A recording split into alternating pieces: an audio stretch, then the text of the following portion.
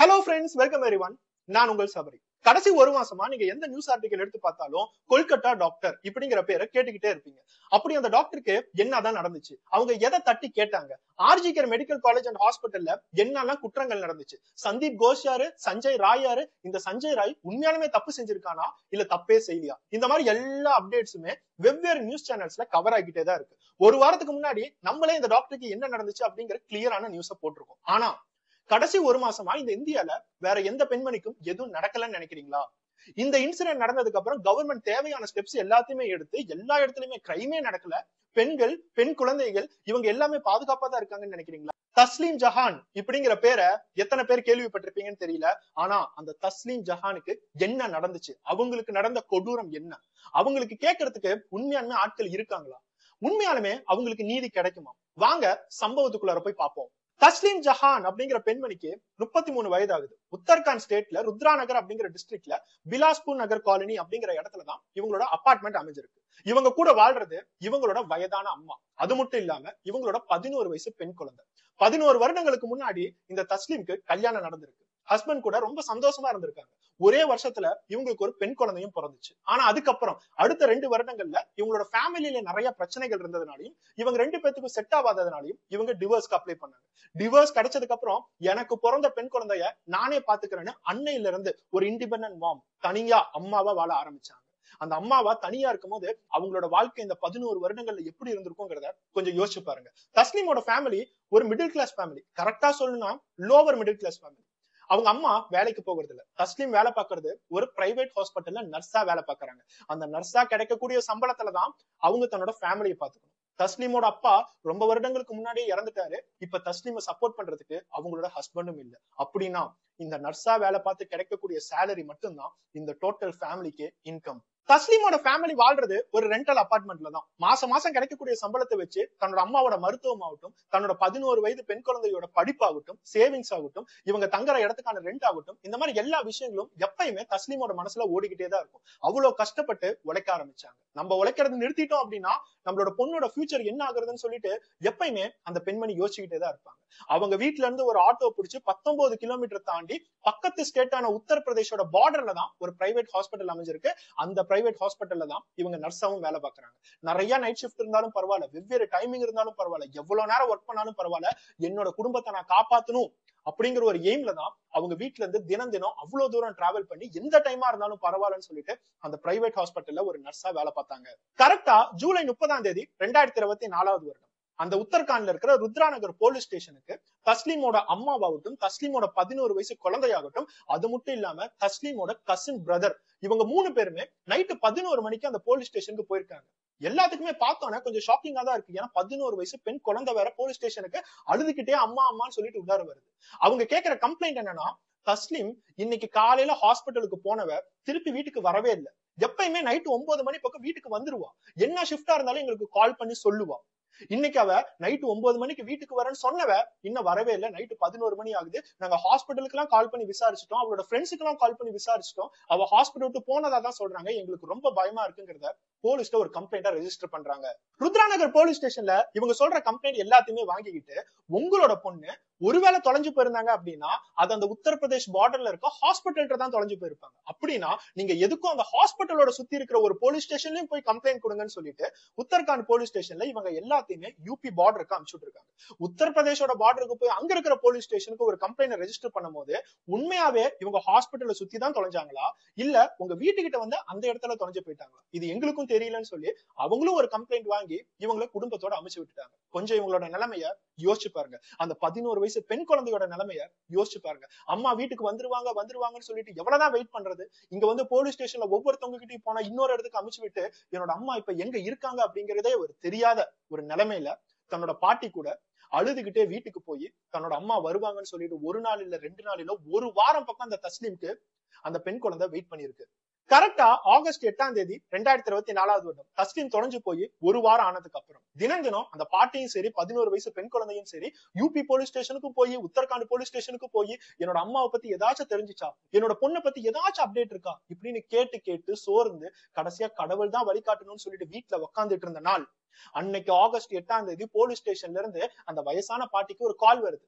அந்த கால் அவங்க எடுக்கும் போது போலீஸ் தான் தெரிஞ்சோட அவங்க மனசுல ஒரு சந்தோஷம், என்னோட பொண்ணை கண்டுபிடிச்சிட்டாங்களா அப்படின்னு. ஆனா அந்த போலீஸ் சொன்னது என்னன்னா, உங்க வீட்டுல இருந்து 1 கிலோமீட்டர் தள்ளி ஒரு ஃபாரஸ்ட் ஏரியால நிறைய புதர் மாதிரி இருக்கு, அந்த புதர்கிட்ட ஒரு பெண்ணோட டெட் பாடி கிடைச்சிருக்கு. அந்த டெட் பாடி உங்களோட பொண்ணா இருக்கிறதுக்கு வாய்ப்புகள் இருக்கு, ஏன்னா அந்த டெட் பாடி ஒரு நர்ஸோட யூனிஃபார்ம்ல இருக்கு. அந்த பெண்ணோட முகத்தை டோட்டலா செதைச்சிட்டாங்க, யாரு அப்படிங்கறதே கண்டுபிடிக்க முடியல. கண்டிப்பா உங்களோட பொண்ணா இருக்காதுன்னு தான் நினைக்கிறோம். ஆனா நீங்க ஒரு டைம் வந்து பாத்துடுறீங்களான்னு சொல்லி கேட்கும் போது அந்த வயதான அம்மாவோட நிலைமையை யோசிச்சு பாருங்க. பக்கத்திலேயே அந்த 11 வயது குழந்தை, அம்மாவுக்கு என்ன ஆச்சு, போலீஸ் என்ன சொல்றாங்கன்னு கேட்கும் போது அந்த குழந்தைகிட்ட உன்னோட அம்மா பொணமா இருக்கா இல்லையான்னு பார்க்க வர சொல்றாங்கன்னு சொல்றதா? குழந்தைய கூட்டிக்கிட்டு அவங்க சொன்ன இடத்துக்கு போய் அந்த டெட் பாடியை பாக்குறாங்க. அந்த டெட் பாடியை பார்க்கும் போது இத பாக்குறதுக்கு தான் இது வரைக்கும் நான் உயிரோட இருந்தேனான்னு சொல்லிட்டு அந்த அம்மா கத்தி கதறி அழுகுறாங்க. அந்த 11 வயசு குழந்தைய பக்கத்துல கூட விடல. ஏன்னா அந்த டெட் பாடியை பார்க்கும் போது முகம் ஃபுல்லா செதஞ்சு கிடக்குது, யாரு அப்படிங்கறதே தெரியல, போலீஸால கண்டுபிடிக்கவும் முடியல. போலீஸ் ஆரம்பத்துல இந்த டெட் பாடியை கண்டுபிடிச்சதே அங்க நடமாடிட்டு இருந்த மக்கள் துர்நாற்றம் ரொம்ப அடிக்குதுன்னு சொல்லிட்டு அந்த டெட் பாடியை கண்டுபிடிச்சிருக்காங்க. எத்தனை நாள் ஆச்சு அப்படிங்கிறது கூட தெரியல. இந்த பெண்மணி எப்ப கொல்லப்பட்டாங்க, எப்ப இறந்தாங்க, இந்த மாதிரி எந்த இன்ஃபர்மேஷனும் இல்ல. போலீஸ் ஃபாரன்சிக் டீம் எல்லாருமே வந்து அதை பார்க்கும் போதுதான் இந்த கொலை நடந்து 1 வாரம் பக்கமே இருக்கும் போல அப்படிங்கறத கண்டுபிடிச்சிருக்காங்க. 1 வாரமா எந்த பெண்மணி எல்லாம் தொலைஞ்சு போயிருக்காங்க அப்படின்னு தேடும் போதுதான் 1 கிலோமீட்டர் தள்ளி ஒரு அபார்ட்மெண்ட் இருக்கு, அந்த அபார்ட்மெண்ட்ல தஸ்லீம் அப்படிங்கிற ஒரு நர்ஸ் தொலைஞ்சிருக்காங்க அப்படிங்கிற இன்ஃபர்மேஷன் போலீஸ்க்கு வந்துச்சு. ஏன்னா சுத்தி இருக்கிற எல்லா போலீஸ் ஸ்டேஷன்லயுமே ஏதாச்சும் மிஸ்ஸிங் கேஸ் இருக்கான்னு சொல்லி அவங்க பாத்துட்டு இருப்பாங்க. அந்த நர்ஸ் தொலைஞ்சிருக்காங்க அப்படின்னு சொல்லும் போதுதான் இந்த டெட் பாடி டோட்டலா ஒரு நர்ஸ் யூனிஃபார்ம்ல இருக்கு. சோ இந்த தஸ்லீமா கூட இருக்கலாம்னு சொல்லிதான் அந்த பாட்டியும் 11 வயசு குழந்தையும் கூப்பிட்டுருக்காங்க. அந்த பாட்டி வந்து ஐடென்டிஃபை பண்ணி இது தஸ்லீம் தான் அப்படிங்கறத கண்டுபிடிச்சோன்னதான் போலீஸ்க்கு ஆக்ஷன் எடுக்கணும் அப்படிங்கறதே தோண ஆரம்பிச்சிருக்கு. ஏன்னா ஒரு பெண்மணி கொல்லப்பட்டிருக்காங்க, எதுக்காக கொன்னாங்க, என்ன அவங்களுக்கு நடந்துச்சு, இந்த மாதிரி எந்த இன்ஃபர்மேஷனுமே தெரியல. போலீஸ் 4 தனிப்படை அமைச்சு தேட ஆரம்பிச்சாங்க, யார் இந்த கொலையை செஞ்சிருப்பாங்க, எதுக்காக செஞ்சிருப்பாங்க, ஏதாச்சும் சின்ன துப்பு கிடைக்குதான்னு சொல்லிட்டு எல்லாமே டீட்டெயிலா தேட ஆரம்பிச்சாங்க. போலீஸோட என்கொயரியில ஒரு டீம் அவங்க வேலை பார்க்குற பிரைவேட் ஹாஸ்பிட்டலுக்கு போயிருக்காங்க. யூபியோட பார்டர்ல இருக்க அந்த பிரைவேட் ஹாஸ்பிட்டலோட சிசிடிவி காட்சிகள் எல்லாத்தையும் பார்க்கும்போது தஸ்லீம் அன்னைக்கு காலையில எப்பயும் போல 10 மணிக்கு ஹாஸ்பிட்டல் நுழைஞ்சிருக்காங்க, நைட்டு 8 மணி பக்கம் ஹாஸ்பிட்டல் விட்டு வெளியே போயிருக்காங்க. அவங்க வெளியே போயிட்டு ஒரு ஆட்டோ ஏறி இருக்கிறது முதற்கொண்டு அந்த ஹாஸ்பிட்டல்ல தெரிஞ்சிருக்கு. அந்த ஹாஸ்பிட்டல்ல அவங்களோட ஃப்ரெண்ட்ஸ் எல்லாத்திட்டுமே விசாரிக்கும் போது அவங்க சொல்றது எல்லாமே தஸ்லீம்க்கு வேற எந்த கம்பெனியுமே இல்ல, அவங்களுக்கு உலகமே அவங்களோட பொண்ணு அவங்களோட அம்மா மட்டும்தான், அவங்களுக்குன்னு சொல்லிட்டு எதிரி யாருமே இல்ல. நீங்க சொல்ற நாள் தஸ்லீம் தொலைஞ்சு போன நாள் தஸ்லீமோட அம்மா எங்களுக்கு கால் பண்ணாங்க, கால் பண்ணி வீட்டுக்கு அவங்க வரல, ஹாஸ்பிட்டல்ல இருக்காங்களா இல்லையான்னு கேட்டாங்க. இந்த மாதிரி எல்லா இன்ஃபர்மேஷனுமே போலீஸ்க்கு கரெக்டா கிடைக்குது. சோ இப்ப போலீஸ் கடைசியா தஸ்லீமை பார்த்தது ஹாஸ்பிட்டல் விட்டு வெளியே வந்து ஒரு ஆட்டோ ஏறதை மட்டும் தான் அவங்க பாத்துருக்காங்க. சோ போலீஸோட இன்னொரு டீம் என்ன பண்றாங்க, சைபர் நெட்வொர்க்கை கான்டாக்ட் பண்ணி தஸ்லீமோட மொபைல் இப்ப எங்க இருக்கு, மொபைல் சுவிட்ச் ஆஃப்ல இருக்கா, சுவிட்ச் ஆன்ல இருக்கா, கடைசியா எங்க டிராவல் ஆனிச்சு, அவங்களோட போன் ரெக்கார்ட்ஸ், அவங்களோட போன் கால்ஸ், இவங்களுக்கு ஏதாச்சும் தொடர்பு இருக்கா, ஒரு தனி அம்மாவா வாழ்ந்துட்டு இருக்காங்க, இவங்களுக்கு ஒரு துணை தேவைப்படலாம், இவங்களுக்கு யாராச்சும் லவ்வர் இருக்காங்களா, சீக்ரெட் அஃபேர் இருக்கா, இந்த மாதிரி எல்லா விஷயங்களுமே அலாச ஆரம்பிக்கிறாங்க. அந்த தஸ்லீம்க்கு சீக்ரெட் அஃபேரோ லவ்வரோ ஃப்ரெண்ட்ஸ் கூட யாருமே பெருசா இல்ல, அவங்களோட உலகமே அவங்களோட குழந்தையா மட்டும்தான் இருக்கு. அவங்களோட போன் ரெக்கார்ட்ஸ் எல்லாத்தையும் செக் பண்ணி பார்க்கும்போது அவங்க அம்மாவுக்கு மட்டும்தான் நிறைய டைம் அவங்க கால் பண்ணியிருக்காங்க. தினமும் அந்த போன் நெட்வொர்க் இந்த ஹாஸ்பிட்டலுக்கு வருது, திருப்பி வீட்டுக்கு போகுது. இதேதான் அவங்களோட பேட்டர்ன். சோ இது மூலியமாவா அவங்க டவுட் பண்ணும் அப்படிங்கிறதுக்கு எந்த விதமான அவசியமே இல்ல. அன்னைக்கு தஸ்லீம் தொலைஞ்சு போன நாள் அவங்களோட மொபைல் நெட்வொர்க் இந்த பிரைவேட் ஹாஸ்பிட்டல் ஆரம்பிச்சு அப்படியே டிராவல் பண்ணி இவங்களோட டெட் பாடி எங்க கிடைச்சிச்சோ அங்கதான் சுவிட்ச் ஆஃபும் ஆயிருக்கு. அப்படின்னா அவங்க ஏறின ஆட்டோ கண்டிப்பா இவங்க வீட்டுக்கு பக்கத்துல வரைக்கும் வந்திருக்கும். டெய்லி தஸ்லீம் அந்த பிரைவேட் ஹாஸ்பிட்டல்ல இருந்து ஒரு ஆட்டோ ஏறி தான் வருவாங்க. 19 கிலோமீட்டர் டிராவல் பண்ணி ஒரு இடத்துல வந்து ஆட்டோ ஸ்டாப் ஆகும், ஏன்னா அதுதான் ஃபைனல் பிளேஸ், அதுக்கு மேல எந்த வண்டியும் போகாது. ஆட்டோ இறங்கி அவங்க ஒரு 2 கிலோமீட்டர் பக்கம் அவங்க அபார்ட்மெண்ட்டுக்கு நடந்துதான் போவாங்க. அந்த நடந்து போற இடத்துல ஆள் நடமாட்டம் பெருசா யாருமே இருக்க மாட்டாங்க. முக்கியமா அவங்க நைட் டைம் தான் வேலையெல்லாம் முடிச்சுட்டு தான் நடந்து போவாங்க. அப்போ அந்த இடத்துல வண்டி வர்றது கூட ரொம்ப கஷ்டம் தான். சோ அவங்களுக்கு அந்த இடத்துலதான் ஏதோ நடந்திருக்கு, அந்த சுட்டு வட்டாரத்துலதான் அவங்களோட டெட் பாடியும் கிடைச்சிருக்கு. ஏதாச்சும் சிசிடிவி காட்சிகள் கிடைக்குமான்னு பார்த்தா அந்த ஆட்டோக்காரன் வந்து தஸ்லீமை டிராப் பண்ண வரைக்கும் சிசிடிவி கிடைச்சிருச்சு. மெயின் ரோட்ல இருக்கிற ஒரு மார்க்கெட்டோட சிசிடிவி கேமரா பார்க்கும் போது இந்த ஆட்டோ வந்து தஸ்லீமை இறக்கி விட்டுருக்காங்க, தஸ்லீம் இறங்கி அந்த ரோடு வழியா நடந்து போயிருக்காங்க. ஆனா அந்த சிசிடிவி காட்சிகள்ல இன்னொரு ஆதாரமும் போலீஸ்க்கு கிடைச்சிருக்கு. தஸ்லீம் ஒரு ஆட்டோ விட்டு இறங்கி அந்த ரோடு வழியா நடந்து போகும்போது அந்த ஆட்டோ நிக்கிற இடத்துக்கிட்டே வேற ஒருத்தன் சந்தேகப்படுற மாதிரி இருந்திருக்கான். அவனும் தஸ்லீம் போற ரோட்ல அவங்கள ஃபாலோ பண்ணி போகிற மாதிரியே போலீஸ்க்கு தெரிய வருது. சோ இப்போ போலீஸ் ஹாஸ்பிட்டல்ல தேடும் போது எந்த க்ளூவும் கிடைக்கல, சைபர் நெட்வொர்க்ல தேடும் போது எந்த க்ளூவுமே கிடைக்கல. இன்னொரு போலீஸ் ஃபீல்டு ஒர்க் பண்ணும் போதுதான் இந்த சிசிடிவி காட்சிகள் எல்லாமே கிடைச்சிருக்கு. ஆனா யார் அவன் அப்படிங்கறத கண்டுபிடிக்க முடியல. சிசிடிவி காட்சிகள் பார்க்கும் போது அவனோட முகம் கரெக்டா தெரியல, அவன் போட்டுக்க ட்ரெஸ் எல்லாமே தெரியுது. ஆனா கண்டிப்பா இந்த ஏரியால யாரோ ஒருத்தவனதான் இருக்கணுங்கிறத அவங்க கண்டுபிடிச்சிட்டாங்க. அவனை பார்க்கும் போது கண்டிப்பா இந்த ஊருக்கார மாதிரி தெரியல, யாரோ வெளியூர்கார மாதிரி தான் இருக்கும். அது மட்டும் இல்லாம பணம் இருக்கிற மாதிரியும் ஒண்ணும் தெரியல, யாரோ தண்ணி அடிச்சுட்டு அந்த பக்கம் சுத்திட்டு இருக்கிற மாதிரி தான் தெரியுது. அவன் கையில இருந்த போனை முதற்கொண்டு கவனிச்சிருக்காங்க, சாதாரண பட்டன் போன் தான். இவன் கண்டிப்பா கூலி தொழில் பண்றவனாதான் இருப்பான். அதுவும் வேற ஊர்ல இருந்து நம்ம ஊருக்கு வந்து கூலி தொழில் பண்றாங்க பாத்தியா, அவனா மட்டும்தான் இருக்கிறதுக்கு வாய்ப்புகள் இருக்குன்னு சொல்லிட்டு சுத்தி யார் யாரெல்லாம் கூலி தொழில் பண்றாங்க, கன்ஸ்ட்ரக்ஷன் ஒர்க், ஏதாச்சும் கன்ஸ்ட்ரக்ஷன் சைட் இருக்கான்னு சொல்லிட்டு எல்லா இடத்துலயுமே போய் தீர விசாரிக்க ஆரம்பிக்கிறாங்க. இதெல்லாம் விசாரிக்கிறதுக்கே அவங்களுக்கு 5 நாள் பக்கம் ஆகுது. அந்த 5 நாள் விசாரணையில தான் போலீஸோட ஃபீல்டு ஒர்க்குக்கு அவங்களுக்கு ஒரு பலனே கிடைச்சிருக்கு. ஒரு கன்ஸ்ட்ரக்ஷன் சைட்ல அங்க இருக்கிறவங்க எல்லாருமே இந்த சிசிடிவி காட்சிகளை பார்த்துட்டு இது எங்க கூட வேலை பார்க்கிற தேவேந்திர குமார் மாதிரி தான் இருக்கான். அந்த தேவேந்திரா நீங்க சொல்ற நாளைக்கு அடுத்த நாள்ல இருந்து வேலைக்கு வரவே இல்லை, லீவ் போட்டுட்டான். போன் பண்ணாலும் போன் சுவிட்ச் ஆஃப்ல தான் இருக்கு. அவன் எங்க போயிருக்கான் அப்படிங்கறது யாருக்கும் தெரியல. அவனோட மனைவி கூட ஒரு வாடகை வீட்டுல தான் தங்கிட்டு இருந்தான் அப்படிங்கறத முதற்கொண்டு எல்லாத்தையுமே கிளியரா சொல்றாங்க. சோ இது தேவேந்திராவா இருக்குமா அப்படிங்கிற டவுட்ல தேவேந்திரா வீட்டுக்கு போனா இவங்க சொன்ன மாதிரியே வீடு எல்லாமே பூட்டி இருக்கு. தேவேந்திராவோட மொபைலுக்கு கால் பண்ணாலும் மொபைல் சுவிட்ச் ஆஃப்ல இருக்கு. சோ இப்ப தேவேந்திரா அப்படிங்கிற டவுட்ல இவன் அப்படியே தேடிக்கிட்டு வேற ஸ்டேட் வரைக்கும் போக முடியாது. ஏன்னா தேவேந்திரா பிறந்தது ராஜஸ்தான் வரைக்கும் இவனை தேடி போகணும் அப்படின்னா போலீஸ்க்கு ஒரு சாலிடான எவிடன்ஸ் கிடைக்கணும். போலீஸ் இந்த மாதிரி எல்லா எவிடன்ஸையுமே செக் பண்ணிட்டு இருக்கும் போதுதான் சைபர் டீம் திருப்பி உள்ளார வராங்க. இந்த தேவேந்திராவோட போன் நம்பரை கேட்கறாங்க. அந்த கன்ஸ்ட்ரக்ஷன்ல வேலை பார்க்குற எல்லா மக்கள்கிட்டயுமே போன் நம்பர் தேவேந்திராவது கேட்கும் போது அதுல ஒருத்தவர்கிட்ட தேவேந்திராவோட போன் நம்பர் இருந்துச்சு. அந்த ரெக்கார்டை எடுத்து சைபர் டீம் அவனுக்கு எப்ப போன் சுவிட்ச் ஆஃப் ஆயிருக்கு, அவன் எங்கெல்லாம் டிராவல் பண்ணிருக்கான் அப்படிங்கறத ட்ராக் பண்ணும்போதுதான் போலீஸ்க்கு சாலிடான எவிடன்ஸே கிடைச்சிருக்கு. முதல் விஷயம், தஸ்லீம் தொலைஞ்சு போன நாள் அன்னைக்கு அவங்க ஹாஸ்பிட்டல்ல ஒரு ஆட்டோ ஏறி 19 கிலோமீட்டர் டிராவல் பண்ணி வந்திருக்காங்க. ஆட்டோல இருந்து இறங்கி 2 கிலோமீட்டர் பக்கம் அவங்க வீட்டுக்கு நடந்து போயிருக்காங்க. நடந்து போகும்போது நடுவுல தான் அவங்களோட மொபைல் சுவிட்ச் ஆஃப் ஆயிருக்கு. அந்த பக்கம் இருக்கிற புதர்ட்ட தான் அவங்களோட பாடியும் கிடைச்சிருக்கு. இன்னொரு சைடு இந்த தேவேந்திரோட மொபைல் ட்ராக் பண்ணும்போது அதே நாள் இவனும் தஸ்லீம் நடந்து போன ட்ராக்லயே தான் இவனும் நடந்து போயிருக்கான். அதே இடத்துல தஸ்லீமோட மொபைல் எங்க சுவிட்ச் ஆஃப் ஆனிச்சோ அதே இடத்துலதான் இவனோட மொபைலும் இருந்திருக்கு. சோ இப்போ இவன் தஸ்லீமை சுத்தி தான் வந்திருக்கான் அப்படிங்கிற ஒரு சாலிட் எவிடன்ஸ் கிடைச்சிருச்சு. இதெல்லாம் தாண்டி தஸ்லீம் தொலைஞ்சு போன அதுக்கு அடுத்த நாள் இவனோட மொபைல் சுவிட்ச் ஆஃப் ஆயிடுச்சு. சோ இவன் அன்னைக்கே தஸ்லீமை கொலை பண்ணிருக்கான். கொலை பண்ணிட்டு அப்படியே புதற்குள்ளார போட்டுட்டு அவனோட சொந்த ஊருக்கு போயிருக்கான் அப்படிங்கறதான் போலீஸ் யோசிச்சிருக்காங்க. உடனே இவனோட சொந்த அட்ரஸ் என்ன அப்படிங்கறத தேடி ஒரு செப்பரேட் டீம் ராஜஸ்தானுக்கு போய் இவனோட வீட்டுக்குள்ளார போயிருக்காங்க. இவனோட வைஃப் மட்டும் அந்த வீட்டுல இருந்திருக்காங்க. இவங்க 2 பேத்தையுமே அரெஸ்ட் பண்ணிருக்காங்க. ஏன்னா அந்த வீட்டுல இவங்க 2 பேத்தையுமே இவங்களோட ஸ்டைல்ல விசாரிக்கும் போதுதான் இவன் ஓடி போனதுக்கான முக்கியமான ரீசனே அந்த தேவேந்திரோட மனைவி தான் அப்படிங்கிற ஒரு ஷாக்கிங்கான விஷயம் தெரிய வருது. இவங்க 2 பேத்தையுமே போலீஸ் ஸ்டேஷனுக்கு கொண்டுட்டு வந்து விசாரிக்கிற விதத்துல விசாரிக்கும் போதுதான் எல்லா உண்மைகளுமே போலீஸ்க்கு தெரிய வந்துச்சு. தஸ்லீம் அன்னைக்கு ஆட்டோ விட்டு இறங்கின நாள் ஜூலை 30 இவன் தண்ணி அடிச்சுட்டு யாரோ ஒருத்தவங்க காசு கிடைக்காதா, யார்கிட்டயாச்சும் பிக் பாக்கெட் அடிக்கலாமா, யார்கிட்டயாச்சும் செயின் ஸ்நாச்சிங் பண்ணலாமான்னு சொல்லிட்டு எதை யோசிச்சுட்டு ரோட்ல சுத்திட்டு இருந்திருக்கான். அன்னைக்கு தஸ்லீம் அவன் இறங்குறதையும் பார்த்திருக்கான். அதுக்கு முன்னாடியே நிறைய டைம் தஸ்லீம் இறங்கி தனியா அந்த இடத்துல நடந்து போறதை கவனிச்சிருக்கான். கரெக்டா சொல்ல போனா அந்த ரோடு தான் இவனுக்கு மெயினான ஸ்பாட். அந்த இடத்துல யாரு நடந்து போற மாதிரி இருந்தாலும் நம்ம பின்னாடியே போவோம், அவங்க கிட்ட இருக்கிறது எல்லாத்தையும் நம்மளால திருட முடியும். ஏன்னா அந்த இடத்துல ஆள் நடமாட்டம் இருக்காது, பெருசா லைட் இருக்காது, நம்ம என்ன பண்ணாலும் யாருக்குமே தெரிய வராது. அந்த இடத்துல சிசிடிவி காட்சிகள் கூட இல்ல. தஸ்லீம் கரெக்டா இவன் இருக்கிற டைம்ல ஆட்டோ விட்டு இறங்கி நடந்து போறதை இவன் கவனிச்சான். தஸ்லீம் பின்னாடியே போக ஆரம்பிச்சான். இவங்க 2 பேரும் ஒரு 5 நிமிஷம் பக்கம் அந்த ரோட்டுக்குள்ளார நடந்ததுக்கு அப்புறம் தான் தஸ்லீம் லைட்டா கவனிக்க ஆரம்பிக்கிறாங்க. நமக்கு பின்னாடி யாரோ ஒருத்தவங்க நம்மளே ஃபாலோ பண்ணிக்கிட்டே வரும், ஏதோ தப்பா இருக்குங்கிறது தஸ்லீமுக்கு தெரிஞ்சிருச்சு. கொஞ்சம் கொஞ்சமா வேகமா நடக்க ஆரம்பிக்கிறாங்க. பின்னாடி நடந்து வரணும் வேகமா துரத்திக்கிட்டு வரும். இவங்க ஓட ஆரம்பிக்கிறாங்க, அவனும் ஓட ஆரம்பிக்கிறான். கொஞ்ச நேரத்திலே தஸ்லீமை புடிச்சிட்டான். புடிச்சது மட்டும் இல்லாம அதே இடத்துல அடிச்சு அவங்களை தரன்னு அந்த காட்டு பகுதிக்குள்ளார புதர் இருக்கிற இடத்துக்கு கூட்டிட்டு போறான். கூட்டிட்டு போய் அங்கடா அவனால எவ்வளவு அடிக்க முடியுமோ அடிச்சு கடைசியா அதே இடத்துல தஸ்லீமை ரேப் பண்ணிருக்கான்.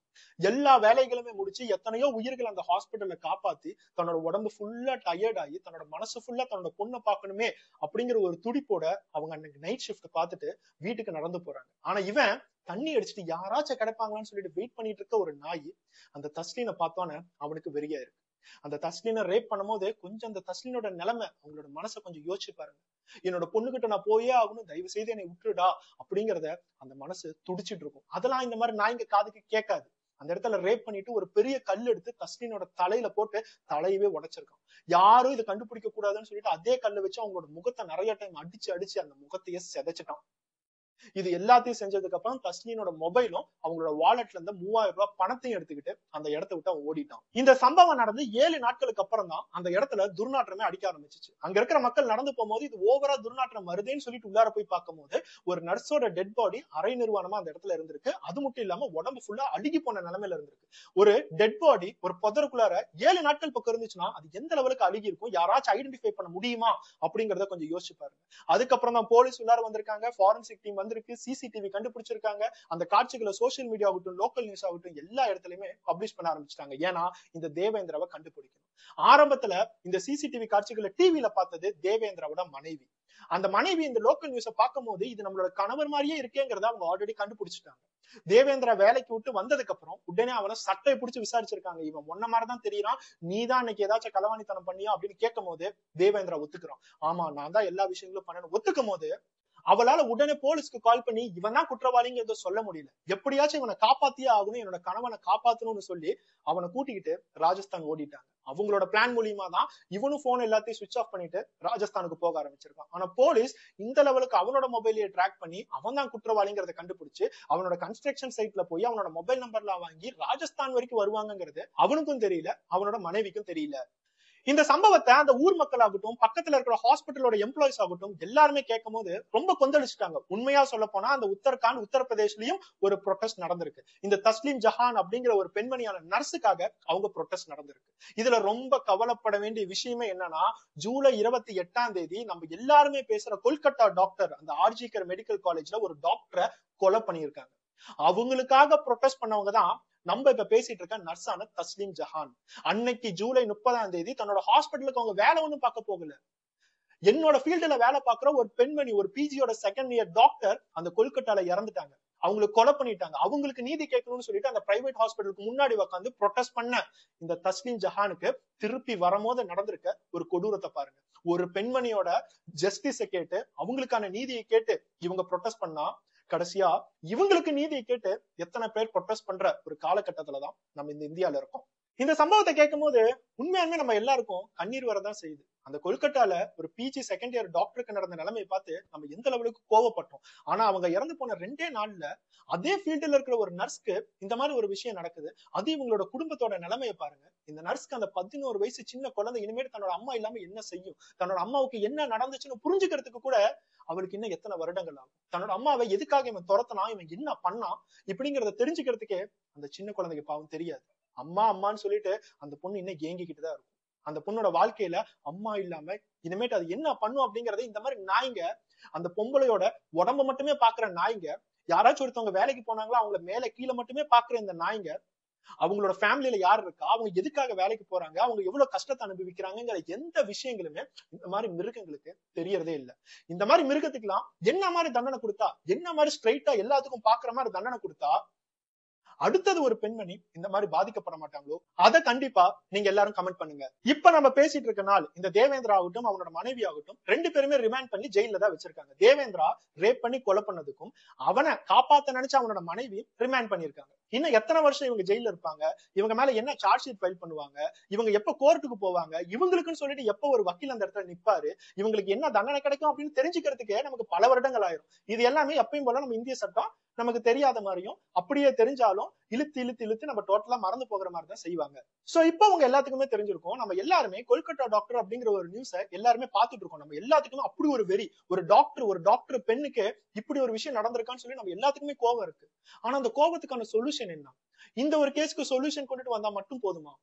உண்மையாவுமே இவங்களோட வயசுல இருக்கிற பெண்கள் ஆகட்டும், சின்ன குழந்தைங்கள்ல இருந்து வயசான பாட்டி ஆகட்டும் எல்லாருமே வெளியே நார்மலா நடமாடணும், பயம் இல்லாம நடமாடணும், எந்த டைமா இருந்தாலும் பயம் இல்லாம நடமாடணும். அப்படின்னா நம்ம இந்திய சட்டம் என்ன செய்யணுங்கிறத கொஞ்சம் யோசிச்சு பாருங்க. இந்த மாதிரி எல்லா விஷயங்களும் நான் உங்ககிட்ட ஷேர் பண்ணும்போதுதான் கொஞ்ச நாளைக்கு முன்னாடி ஒரு நியூஸ் பார்த்தேன். அந்த நியூஸை கண்டிப்பா உங்ககிட்ட சொல்லி ஆகணுங்கிறத எனக்கு ரொம்பவே தோணுது. ஒரு சோசியல் மீடியால நம்ம எல்லாத்துக்குமே தெரிஞ்ச யுனைடெட் அரப் எமிரேட்ஸ் அதுல இருக்கிற துபாயோட கிங் ஒரு நியூஸ் கொடுத்திருக்காரு. இந்த உலகத்துல ஒரு பெண்மணி நைட்டு 12 மணி பக்கம் ஆள் நடமாட்டமே இல்லாம ரொம்ப தைரியமா அவங்க கையில காஸ்ட்லியான போன் இருக்கட்டும், அவங்க கையில லட்சக்கணக்கான பணம் இருக்கட்டும், அவங்க எப்படி வேணாலும் ட்ரெஸ் போட்டு இருக்கட்டும், இது எல்லாத்தையும் தாண்டி நைட்டு 12 மணிக்கு தைரியமா அவ நடந்து போறா அப்படின்னா அந்த இடம் வேற எதுவும் இல்ல, துபாய் அப்படிங்கறத தெரிஞ்சுக்கோங்கிறத ரொம்ப ப்ரௌடா ரொம்ப பெருமையா அவர் சொல்லியிருக்காரு. அந்த லெவலுக்கு கான்பிடென்ட்டோட அந்த நாட்டை அவங்க நடத்துறாங்க. அந்த இடத்துல ராஜா மட்டும்தான் 5 வருஷத்துக்கு ஒரு டைம் நான் மாத்தணுங்கிற டெமோக்ரஸில இல்ல. நம்ம தான் 5 வருஷத்துக்கு ஒரு டைம் மாத்தணும்னு நினைக்கிறோம். ஆனா மாத்துறதுனால என்ன மாற்றங்கள் நமக்கு வந்துருச்சு? திருப்பி திருப்பி இந்த மாதிரி கிரைம் நம்ம ஊர்ல பாத்துட்டு தான் இருக்கோம். நம்ம நாட்டுல ஒரு பிரைம் மினிஸ்டர், அது யாரா இருந்தாலும் பரவாயில்ல, அந்த பிரைம் மினிஸ்டர் இந்த மாதிரி கர்வமா ஒரு நியூஸ் அவங்களால கொடுக்க முடியுமா? அப்படி ஒருத்தவர் கர்வமா இந்த மாதிரி ஒரு நியூஸை தந்து இந்தியாவை அந்த மாதிரி மாத்துறாரு அப்படின்னா, நான் இல்ல, என்னோட தலைமுறை இல்ல, எனக்கு அடுத்த 10 தலைமுறையாகட்டும் அவருக்கு ஓட்டு போட்டு அவரை பிரைம் மினிஸ்டரா உட்கார வைக்கலாம். இந்த சம்பவம் நடந்ததுக்கு அப்புறம் தஸ்லீமோட கசின் அண்ணன் என்ன சொல்றாரு, பிரஸ் அண்ட் மீடியால எல்லாத்துக்கும் அறிக்கை தந்திருக்காரு. எங்களுக்கு உதவி பண்றதுக்குன்னு சொல்லிட்டு யாருமே இல்ல, 2 போலீஸ் ஸ்டேஷன் பக்கம் அலைஞ்சும் உண்மையாலுமே யார கேஸ் எடுத்துக்கிறதுன்னு சொல்லிட்டு அவங்களே பேசிட்டு இருந்தாங்க. எங்களோட மதம் ஒருவேளை உங்களுக்கு பிரச்சனையா, நாங்களாம் இந்த கம்யூனிட்டி சேர்ந்தவங்க அப்படின்னு சொல்லிதான் எங்களுக்கு உதவி பண்ண மாட்டேங்கிறீங்களா, இந்த மாதிரி கேள்வி முதற்கொண்டு அவர் கொண்டுட்டு வர்றாரு. இதெல்லாம் தாண்டி கொல்கட்டால எப்படி ஒரு டாக்டரோட கிரைமுக்கு முன்னாடி வேற ஏதோ ஒரு விஷயத்த வச்சு பின்னாடி எவ்வளவோ பெரிய ஆட்களை மறைச்சிங்களோ, இந்த இடத்துலயும் அந்த மாதிரி விஷயத்த பண்றீங்களா? என்னோட தங்கச்சி ஒர்க் பண்ற அந்த பிரைவேட் ஹாஸ்பிட்டல்ல என்ன நடக்குது அப்படிங்கறத நீங்க கவனிச்சே ஆகணும். இந்த இடத்துல முன்னாடி யாரோ ஒருத்தவனை கொண்டுட்டு வந்து இவன் தான் கிரைம் பண்ணா அப்படின்னு சொன்னா சத்தியமா எங்களால ஒத்துக்க முடியாது. ஏன்னா என்னோட தங்கச்சி தினம் தினம் ஆட்டோ இறங்கி அந்த வழியா தான் வந்துட்டு இருக்கா. திடீர்னு அவளுக்கு இப்படி ஆவறதுக்கு எந்த அர்த்தமுமே இல்ல. எங்களுக்கு கண்டிப்பா சிபிஐ விசாரணை வேணும்னு சொல்லிட்டு அவரும் தேவையான விஷயங்கள் எல்லாம் சொல்லிட்டு தான் இருக்காரு. ஆனா இந்திய சட்டமும் சரி, இந்தியன் கவர்மெண்ட்டும் சரி, இதை எவ்வளவு இம்பார்ட்டன்டா எடுத்து அந்த விஷயத்தெல்லாம் பண்ணுவாங்கன்னு சொல்லிட்டு யாருக்குமே தெரியல. நெக்ஸ்ட் ஒரு வீடியோட பார்ப்போம். பை.